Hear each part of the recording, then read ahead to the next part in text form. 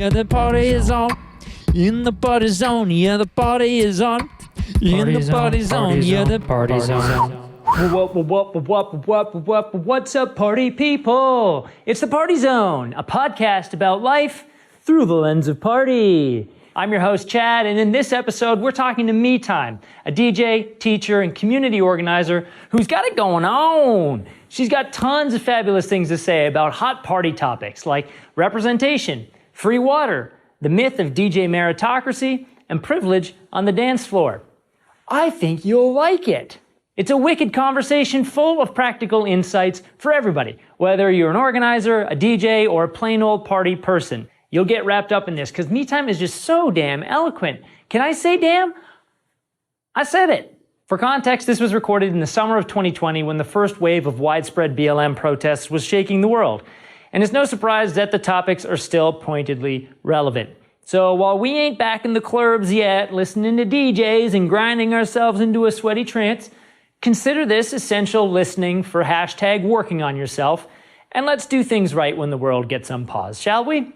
So grab a drink of your choice and open your mind. You're in the party zone. Party zone. Me Time, thanks for joining us today. Thanks for having me. Can you tell us a little bit about yourself and the initiatives that you've got going on?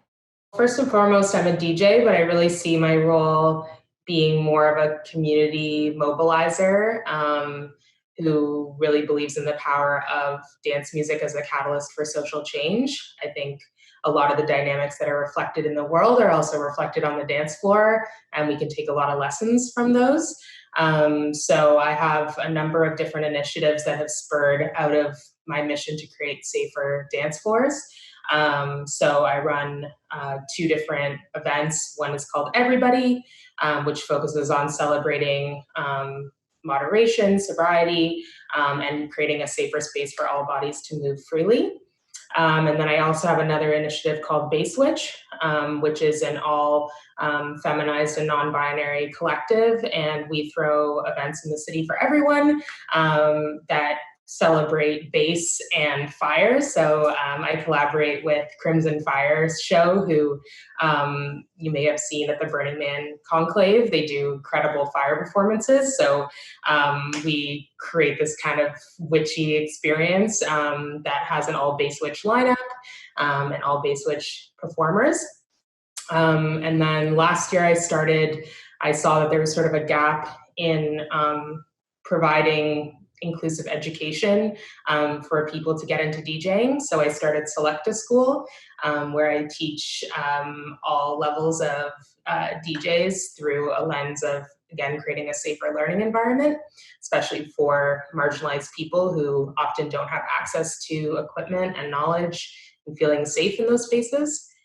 What else do I do? I also have a project called We Met Dancing, where I collect stories about people who met on the dance floor, and I do that with my partner, new fiancé, who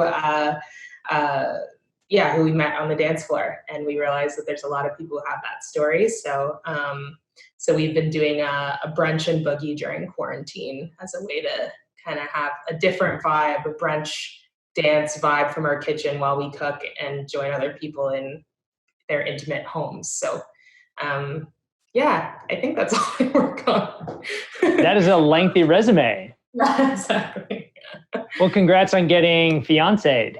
Thank you. It was very, very quarantine appropriate because it happened at our brunch and boogie. So it was actually during a DJ live stream that he proposed, which was nerve-wracking for him because not only was our entire family watching, but like lots of other random people. So it was a really nice experience. He wanted to always propose on the dance floor. That was like the closest way we could do it in quarantine. So yeah. I wonder if he had imagined that dance floor would be your kitchen. Definitely not. Like he had planned to do it in one of our favorite venues, our favorite venue in Hamilton, called Suba. And then, this hit, and then he didn't want to wait till whenever that would happen. So heck yeah, life goes on in quarantine. It's actually been really nice to have something positive to celebrate during this time and a reason to connect with people over things that are not COVID related. So yeah. Definitely. Well, it sounds from your list of activities and initiatives, it sounds like you are really about amplifying a lot of the positive aspects of dance music.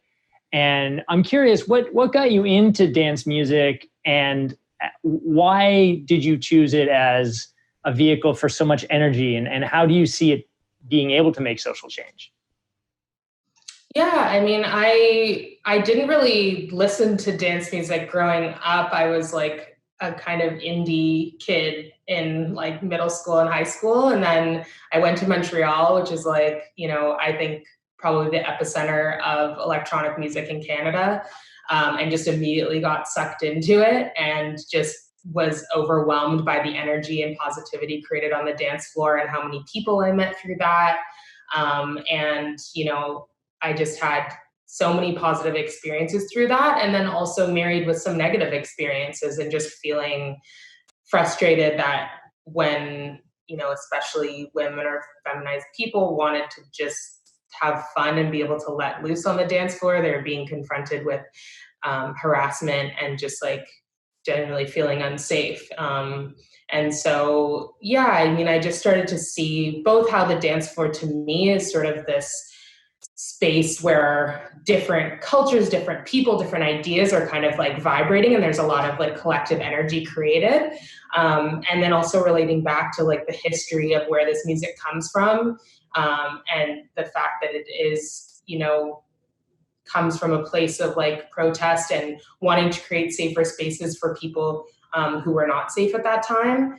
And so, yeah, I mean, it just sort of evolved, I think, into really thinking about why these spaces are so important. And if they're important, then like, why are people not putting the energy into them to make sure that they're safe for everybody who wants to access them?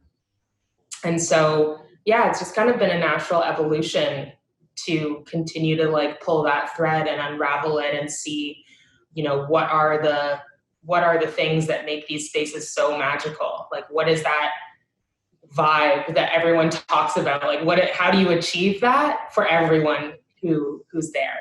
And yeah, it's just kind of become my passion to discover that.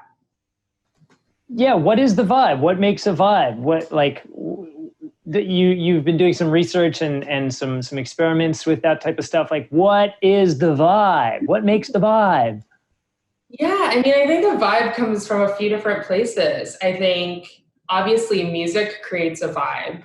But even when you talk about music, it's like I think we've all been at shows where it just seems like the DJ gets where we're at. Like it's just a constant energy exchange. And those are the best sets that I play, is when I feel really connected to the dance floor and feel like I am just like in this constant flow of energy. And I think that creates an amazing vibe, because we've also been in situations where the DJ's kind of all over the place, or like we're not feeling it, and there's not a collective energy between people.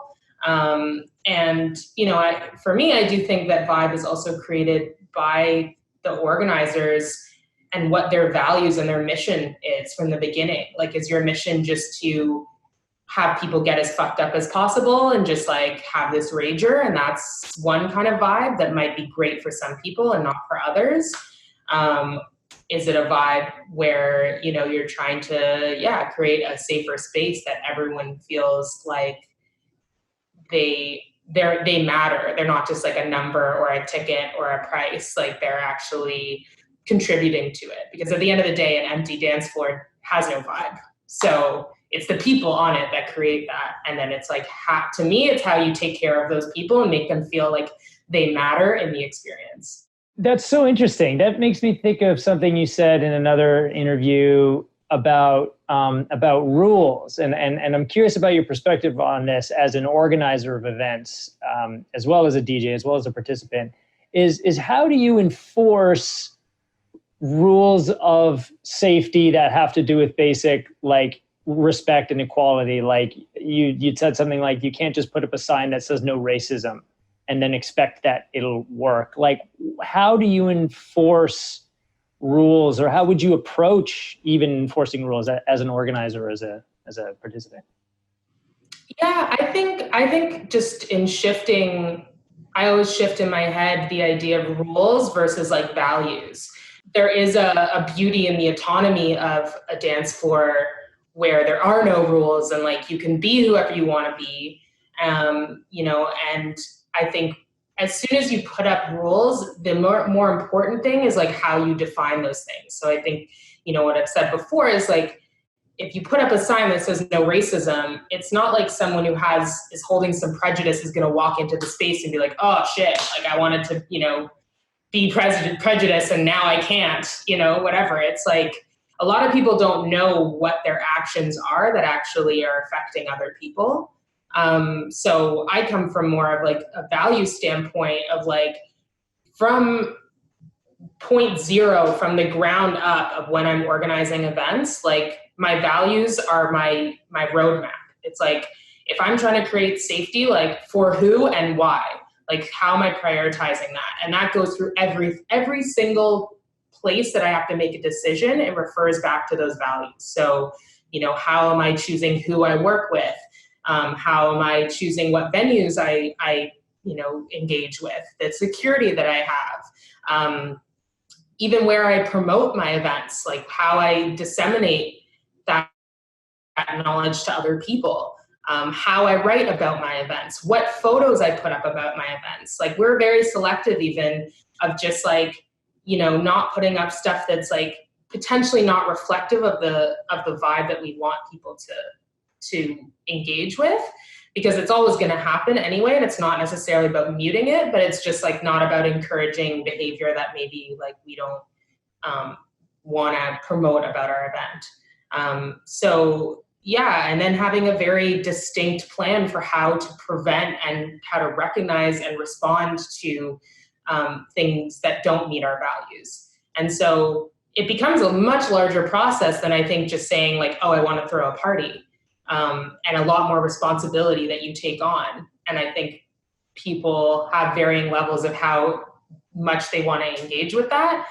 And unfortunately, that's when I think things slip through and then you're in response mode rather than having forethought of like preventing those things before they actually occur. That's a really interesting point from an organizer's perspective of I just want to throw a party versus I want to create a safe space, or I want to curate a vibe. I want to make an event for someone for a reason. I'm wondering what kinds of behaviors do you not want to encourage, and how can people become aware of those behaviors? It's almost like you don't want to have a list, like this would be an awful list to make, but if you were to start making this list, what are some of those things that people might not be aware of that they're doing that indicates prejudice or that creates an unsafe space for somebody? Yeah, I mean, I think it's kind of returning even to like a kindergarten state of just like, do things that may positively affect other people, but don't do things that are going to negatively affect other people. And I think a big part of that is like recognizing your own privilege in a space and how much space you get to take up. And I think that's where a lot of the blind spots come from, because a lot of people just walk into a space assuming like this is a space for me and I get to take up as much space as I want. So that can start with just like the level of your voice, like how you take up physical space, how you walk through a space, kind of denotes like how you feel like you should be able to access things. Of course, that's also leads into aggressive behavior. Certainly there's huge issues with consent violations on the dance floor, which are just not tolerated for any of my events. Like we take that incredibly seriously and we have an entire plan for how to respond to that, because I think it's become very like trendy to put like, this is a safe space, whether it's on your event page or on a poster, but like, okay, so if it is, then how are you going to respond to things? If I don't know who to speak to if something happens, or whether someone's going to believe me or take it seriously, then you can't just sort of poster that up without actually having an action plan. But yeah, I mean, I think generally it's just like not assuming that you get the right to talk to anyone you want, dance with anyone you want. and certainly in us speaking about moderation and sobriety, we still take a harm reduction lens. And I truly believe that people use the substances they need to stay alive and to be okay. And I don't have any judgment towards any kind of use of any substances until it starts to affect other people. And it endangers other people. And so we try to create a safer space within which people can do the substances they want and still be safe, be able to access help if they, overconsume, but also be in a space where, like, I think we've all been at parties where we kind of forget that we even wanted a drink because we're just like having so much fun and it doesn't become the priority. And we've been in spaces where we're uncomfortable and it's like to the bar or like, let's get fucked up so that we can like forget, how we feel right now, or we feel really uncomfortable and we need to like, damper that. So I think just even creating an event where people don't feel like they need to do that is a big change in how I approach events, for sure. That's so true. Those are the best parties, when you forget that you even got some money for drinks. That's the sickest. Leaving a dance floor with money in your pocket and not being drunk AF. That's the shit. Totally. And you realize that there's a reason that in certain spaces, I do think, again, it relates back to just safety and comfort. Because the times that I felt like uncomfortable is when I feel like I need to like mask that or like forget that in some way by, over consuming. But when I'm having a great time with my friends and I feel awesome and everything's a great vibe, like I just don't think about that. So, we have tons of non-alcoholic drinks available at our events and they do super well because it's like, if you need a boost in energy, we have yerba mate, we have kombucha, like all kinds of stuff. We always have non-alcoholic cocktails, so you can still have like a fun virgin pina colada and stuff like that. And often like those actually do really well because you might just be thirsty. And of course, having free water is also a big tenet and a big value for me, especially because there are people in this country who cannot access free and clean drinking water in Indigenous communities. So for me, like water, that's just like a baseline. We do not sell water bottles. I don't believe in the environmental impact of water bottles, and I don't believe that you need to spend $7 to be hydrated, which is a harm reduction standard in itself, that like people should be able to hydrate for free. Like I can't believe that people actually like make their taps hot so you can't refill water. Like that just shows, again, like from a value standpoint, you don't actually care about like the safety and well-being of your guests. And that's how I feel, where I'm like, what am I paying for if you don't want to make sure that I'm okay and can just like drink a glass of water when I want to? That is so, you've just elaborated on something that I've felt for years, and I think everybody's felt it when they go up to any event, whether it's a festival in the hot sun or like a dank, sweaty cave rave, and you walk up and they're like, yeah, 4 waters is like $24. And you're like, I hate you and life. That should not be the case. The rage is actually, you're right. It's a rights issue. It's a safety issue.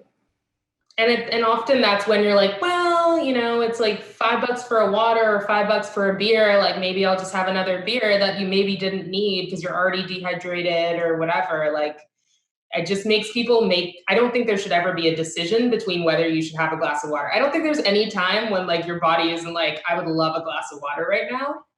So it just like, like literally like I'll give out waters on the dance floor. Sometimes I'll be like, gosh, I'm so parched. I'll just like fill up a bunch of glasses and just give them to my friends. Cause it's like, no one's ever like, no, thanks. My body is fully hydrated.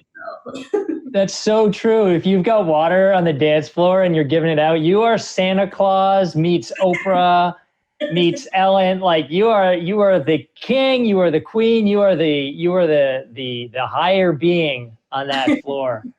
I'm so like you got me thirsty for water. You're so right. My body always wants water. I'm into it. Exactly. And you always forget. It's easy when you're on a sweaty dance floor. Even like I started handing out, like bringing a fruit platter out on the dance floor. And that was like the best. I literally felt like Mother Teresa because people were like, wait, can I have some? And I'm like, yeah, it's for you. They're like, it's free? And I'm like, yeah, you can have some. And they're like, oh my God, like giving someone a fresh pineapple or like strawberry when they're just like hot and sweaty and like electrolytes are drained, they're just like forever indebted to you. So Yeah. if you ever just want a good feeling, it's like just give out fruit on the dance floor and you're just like number one. It's a small price to pay to build loyalty. Exactly. And I think genuinely I come from a place where I'm like a nurturer at heart. And so having that moment, it's probably the best moment I've had at any of my parties because I just really got to like connect one-on-one with people that were there and like thank them personally for like believing in what I was doing and supporting it and caring about it. And so I don't want to be in an ivory tower in the DJ booth where people can't like talk to me. And it's also an opportunity for people if they are having, you know, a challenge that they can feel closer to me to be able to say like, hey, this is happening and I don't really know what to do about it. So it's a good opportunity just to check in like a friendly way, not in a scary, I'm a security guard, like, what are you doing kind of way that people aren't going to respond very well to. Yeah. So. That's great. That so reflects your values, and that's something that we really respect and support about you too. And we want to see so much more of that in the dance music world, as people who take care of their attendees versus are just trying to make hype spaces to make some profit. Hey, so we're talking about sort of the beauty and connection of dance music, but it's not all peace and love like I think a lot of people believe it is to be. And so I want to start approaching this conversation in the context of what's going on in the world right now, and what's always been going on in the world. It's just coming to the front with the Black Lives Matter movement. What does systemic racism look like in the dance music world or in the music world, and what has your experience been as a Black and female DJ? Mm-hmm. I mean, I think at a basic level, it looks like erasing the history of this music, because like house and techno came out of the Black and brown queer communities in Chicago and Detroit, and was really like a music that, you know, was from the underground and really saved people's lives because they were able to access spaces and be themselves and be who they were. And it's really been disheartening to see how various groups, various big promoters or labels have benefited off that history, but then not reflected it back. And I think that's become even more in the forefront now because, and as it should, as I see people posting, you know, these groups posting the Black Square or like posting something about it, but, you know, having people call them out for like, well, you're saying this, but like, how is that reflected in any way? It's kind of like when people talk about pride and say like they don't want it to get political, but it's like at its heart, it is political. So it's your duty, if you're making like money off this, that you should be at the forefront of it. And it just starts to feel weird, you know, even for myself, like I saw Tomorrowland posted like a Black Square as well, and they got a lot of support for it. But for myself, I was one of 2 women of color on a lineup of 700 DJs. Oh.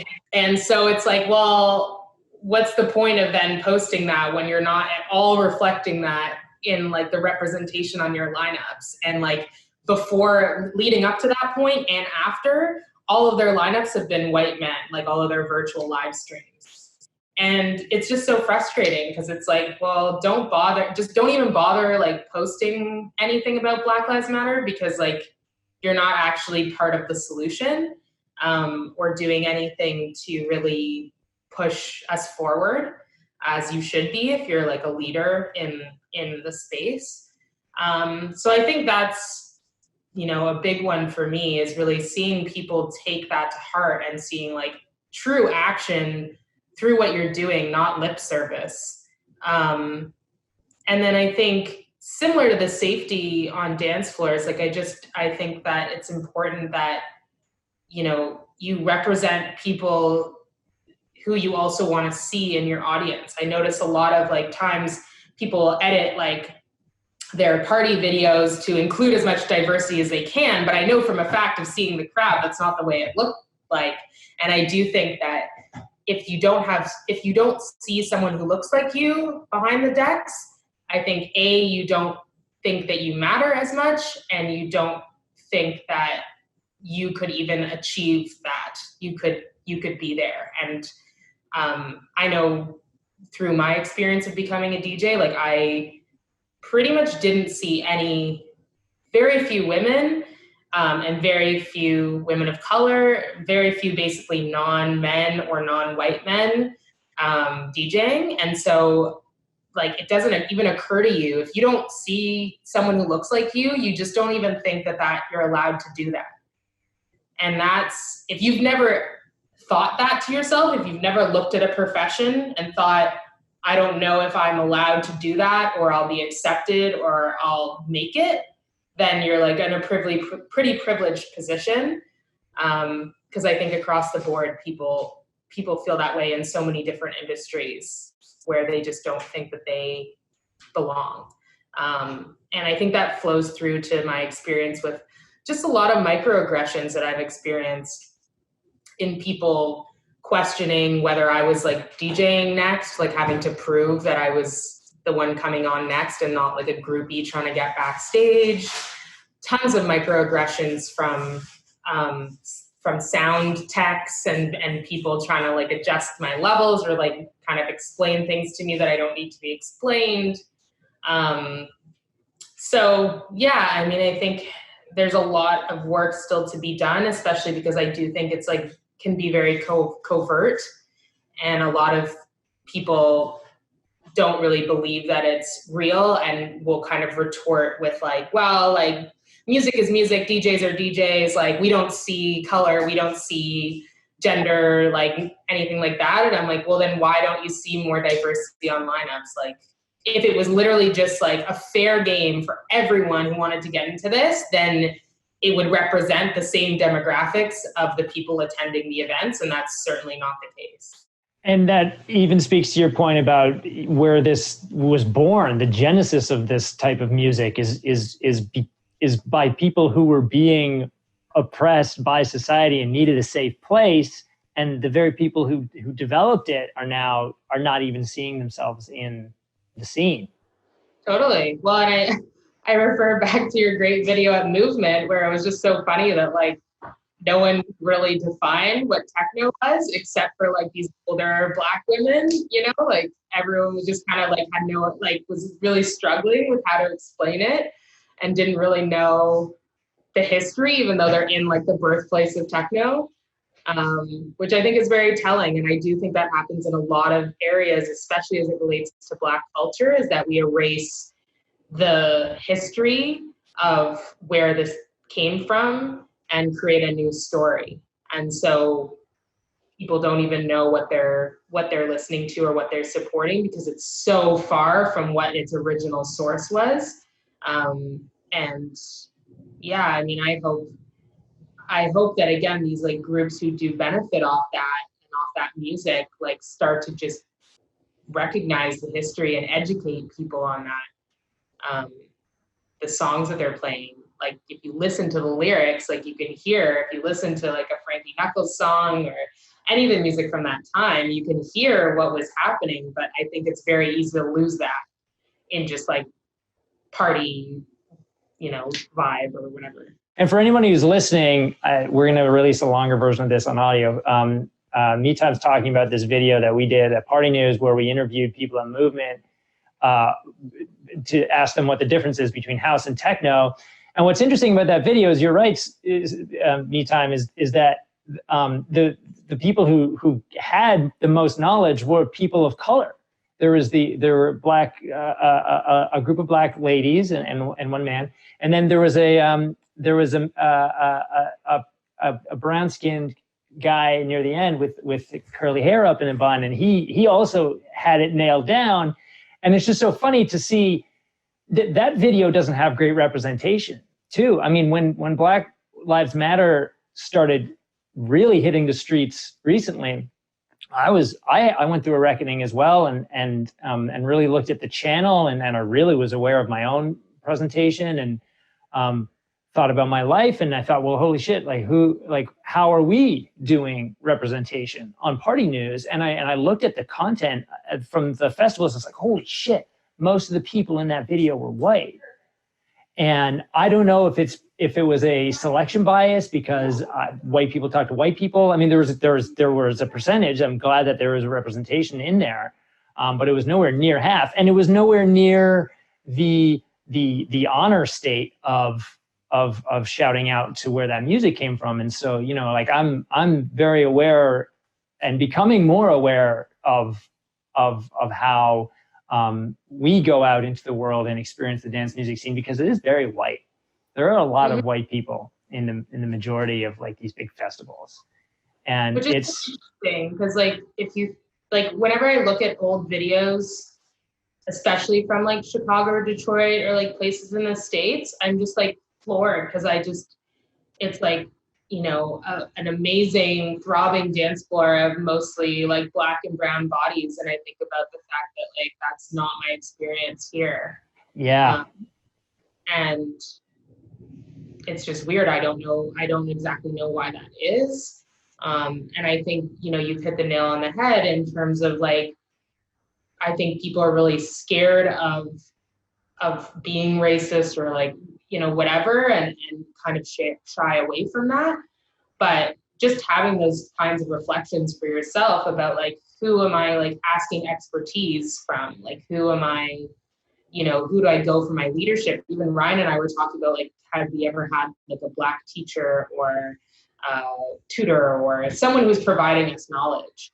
And I think, even for me, just doing selective school, I realized that the only people that I was getting either YouTube knowledge from or DJ knowledge from in general were just, again, white men. So that initially already becomes those are the experts, they know the most. And so, my classes have been incredibly diverse, even skewed mainly women of color, which is amazing because I feel if they can see me as an expert, they can feel they can be experts in this too, and that their voice and their body and their story matters.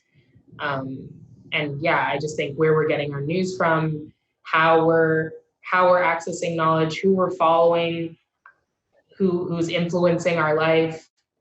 Those are all things that are worth just considering, that aren't about making yourself feel bad, but just are about reflecting upon when we talk about how you can have unconscious bias towards things. Yeah, I think that's a good one. Yeah, that's so great. That's exactly it. Is really racking our brains and reflecting on where we get information from. That's such a great point of education. And it's so cool that you're doing selective school and that you are getting such a response from the community. I think that means you're meeting a need, and that you should be really leaning into that. That's so cool. What are some things that we can do, as party goers, as party promoters, as organizers, as DJs, as people with platforms? We talk about representation. We talk about education. Is that it, or are there more things, or how? What are things we can do to address this? Yeah, I mean, I think it's kind of with every kind of social change, is that recognizing that all of us possess privilege and power, and the power to vote with our dollars, to vote with our bodies on the dance floor. There's spaces that I've just sort of vowed, you know what, I'm not gonna go to these spaces, even if there's a DJ playing that I would love to see. I don't feel like they share the same values as me. And so I think that's a big one. It's how are you holding people accountable? Even simply just pointing things out. Like often I think people, I don't know how at this day and age you can't be aware of it, but it's like I still see like all male lineups, and it's just like, why? Like there's so much incredible talent in this city. Like various people have gone as far as to like make a list to be like, if you think it's that hard, like here's an entire list, and think about like what would you want your daughter's friend to like, look up to, like, if you don't have any kind of representation. And it's not about, I think people get all stuck on like, well, if there's quotas, then you're just going to have like bad talent and it's not going to be based on talent. But it's like, I don't think anything in the music industry is necessarily based on talent alone. Yes, that's so true. Make it for all kinds of weird reasons. And that's so true. Thing. So when people are just like, oh my God, if it's all about quotas, we're just going to have terrible lineups. It's like, actually, you probably have better lineups because you're actually exposing yourself to more and just doing a little bit more work. It's such a little bit more work just to be like, how can we make this more representative of the people we want to be here? And so, maybe that's even it. Maybe dancers are white because, that's what lineups are too, right? I never want to be a token. I don't want you to book me because you need to fill this token. And I've definitely felt that too.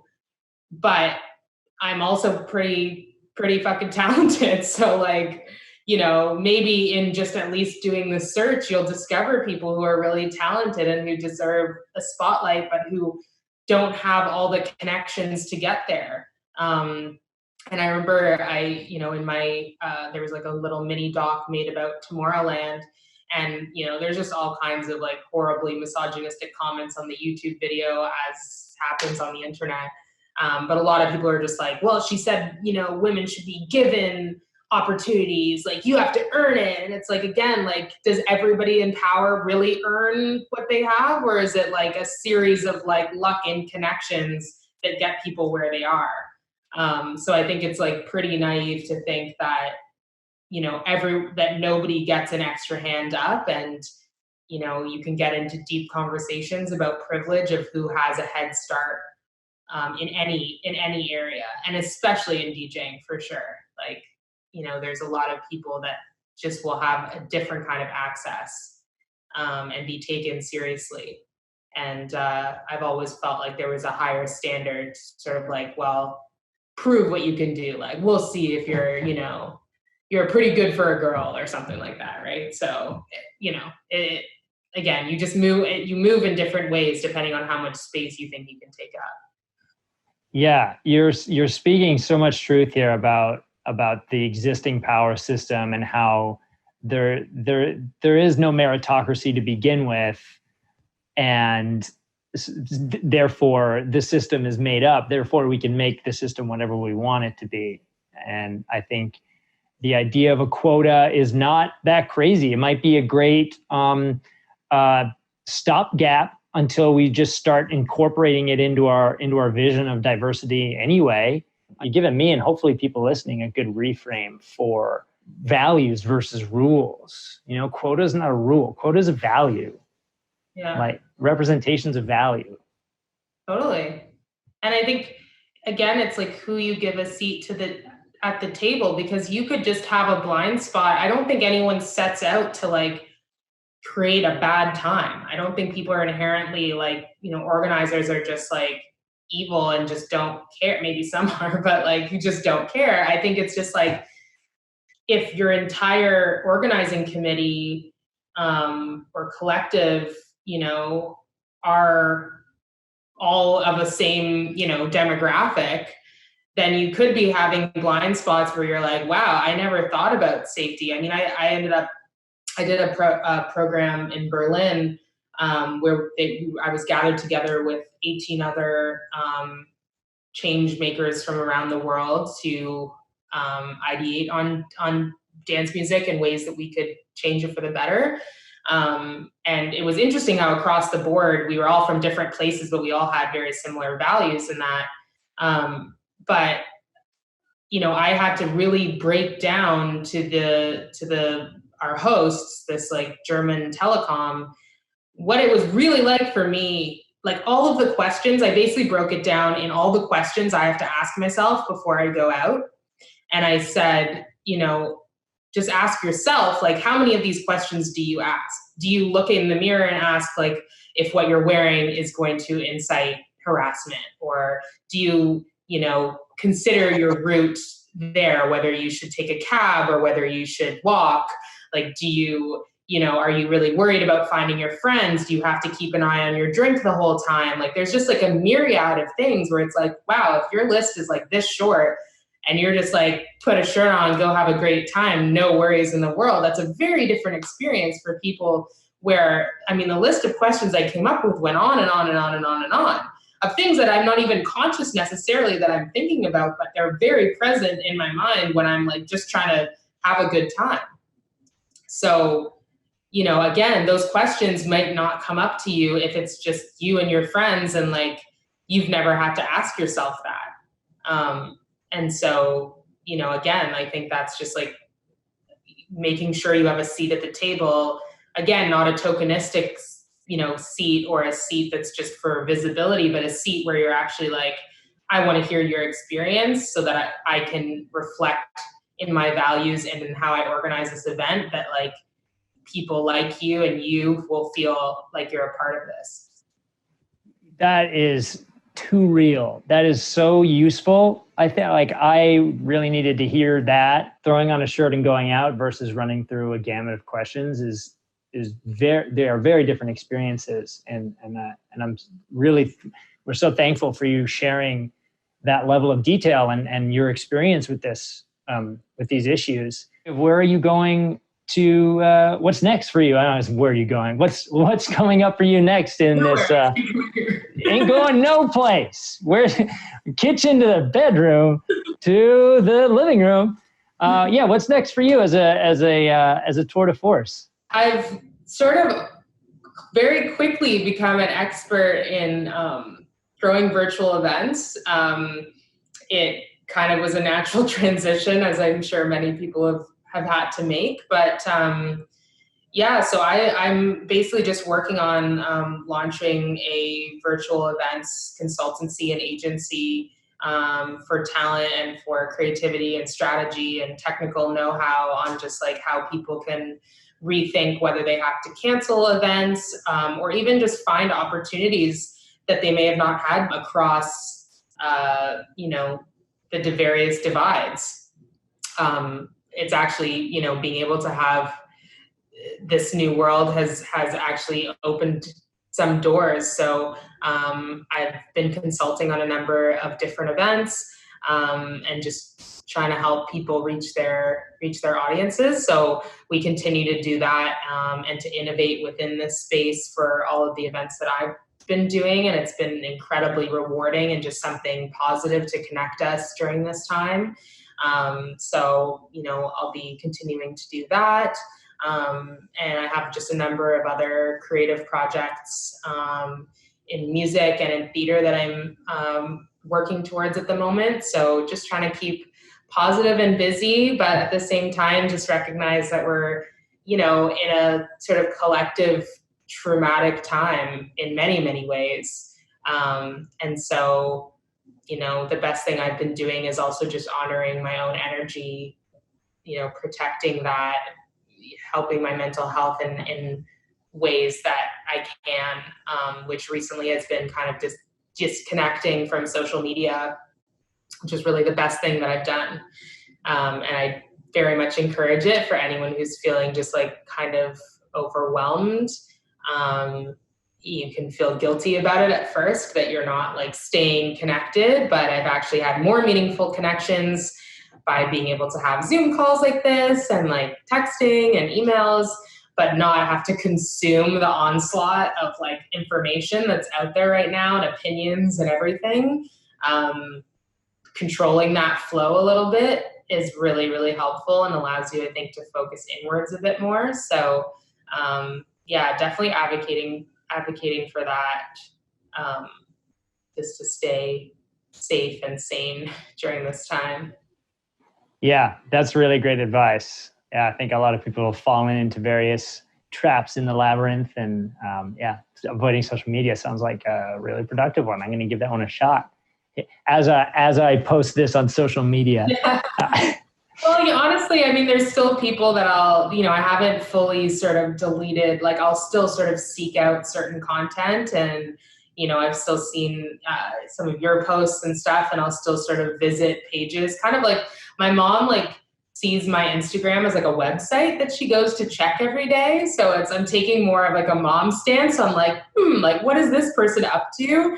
Rather than losing myself in a hole of 3 hours of scrolling, where you just when you don't have the real world to balance things out and the ability to have real connection, then Ryan and I will just both look at each other and be like, oh my God, we've been Zooming, we're just stuck in a Zoom hole, just constantly being, on our screens and stuff. So yeah, get outside. That helps a lot. Get outside. Oh man, me time. Thank you so much. Oh, we have one last question. It's a fun one, just to lighten up. Not that we need lightening up because these topics are so important, but Will Smith invites you to a party and you can bring only 3 things. What do you bring? Oh, wow. Okay.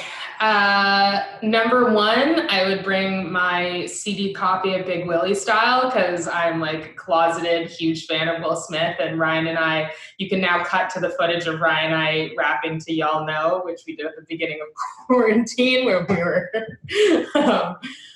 found out that we both know the words to that track. Number 2, I think I would bring some kind of delicious beverage, probably non-alcoholic, but right now I'm drinking my own kombucha, which was a quarantine checklist project. Haven't quite got to sourdough, but I did kombucha. Kombucha's on the same level as sourdough. That's cool. And I think 3, I don't know how many friends I'd be able to jam into number 3, but I'm just really missing my friends on the dance floor right now. So if I could at least bring Ryan or as many people as Will would allow us to have in his sprawling home, then yeah, I think I'd love to spend some time on the dance floor with some friends right now. So yeah. That is a very quarantined answer. We really appreciate that one. That's great. Let's cheers to our healthy alcohol-free beverages. And thanks again for making the time. And for everyone listening, that this is DJ Me Time. You can find her on social media. We'll post up links in our descriptions and stuff. And everyone out there, all you party people, stay safe and party on. Yeah, exactly. Well, thank you so much for having me. I really appreciate what you've been doing with Party News, and also your integrity to reflect and be a platform that does reflect your values. So I really appreciate being able to have this conversation, especially in a space where partying again doesn't have these kind of discussions. But I think it's so important, and having an awesome party can be all the things. Let's create a vibe that's actually a vibe for everyone involved. And I hope to see some of you on the dance floor soon, or at least the virtual dance floor until we can do that. So yeah, thanks so much for having me. Awesome. Cool. Thank you, Me Time. Peace and love. Party zone. The party is on. In the party zone, yeah, the party is on. In the party zone, yeah, the party is on. In the party zone, yeah, the party is on. In the party zone, yeah, the party is on. In the party zone, yeah, the party zone.